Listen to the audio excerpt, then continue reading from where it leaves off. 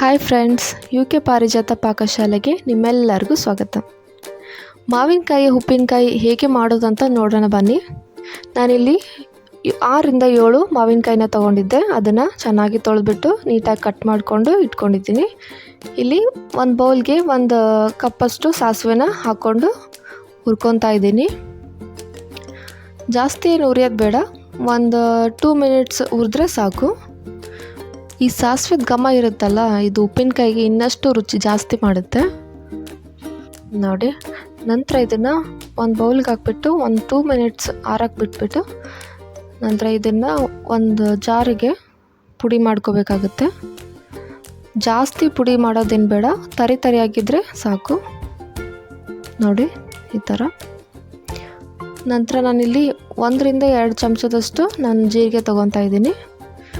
ಮತ್ತು 4ರಿಂದ 5 ಬೆಳ್ಳುಳ್ಳಿ ಗಡ್ಡೆನ ನೀಟಾಗಿ ಸಿಪ್ಪೆ ಸುಲ್ಕೊಂಡು ತೊಗೊಂಡಿದ್ದೀನಿ. ಇದನ್ನು ಚೆನ್ನಾಗಿ ಕುಟ್ಕೋಬೇಕಾಗುತ್ತೆ. ಈ ಥರ ಕುಟ್ಕೊಂಡು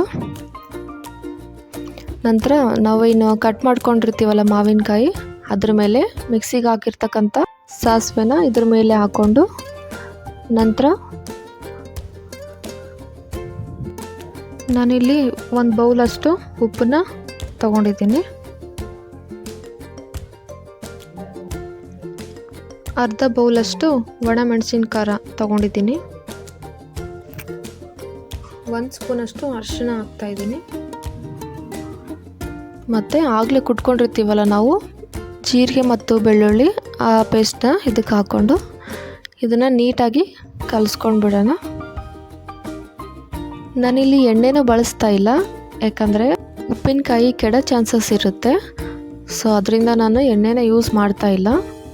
ಊಟದ ಜೊತೆ ಇದನ್ನು ಹಚ್ಕೊಂಡು ತಿಂದರೆ ಇನ್ನೂ ಊಟ ರುಚಿ ಜಾಸ್ತಿ ಆಗಿಬಿಡುತ್ತೆ. ನಮ್ಮ ಉತ್ತರ ಕರ್ನಾಟಕದಲ್ಲಂತೂ ಊಟದ ಜೊತೆ ಉಪ್ಪಿನಕಾಯಿ ಇರಲೇಬೇಕು.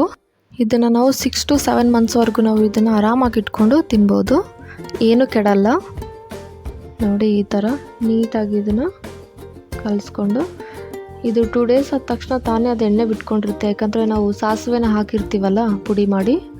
ಹಾಗಾಗಿ ನೋಡಿ ಎಷ್ಟು ಚೆನ್ನಾಗಿದೆ ಅಂತ. ತುಂಬ ಈಸಿ ಇದೆ, ಯಾರು ಬೇಕಾದರೂ ಮಾಡ್ಕೊಂಡು ತಿನ್ಬೋದು.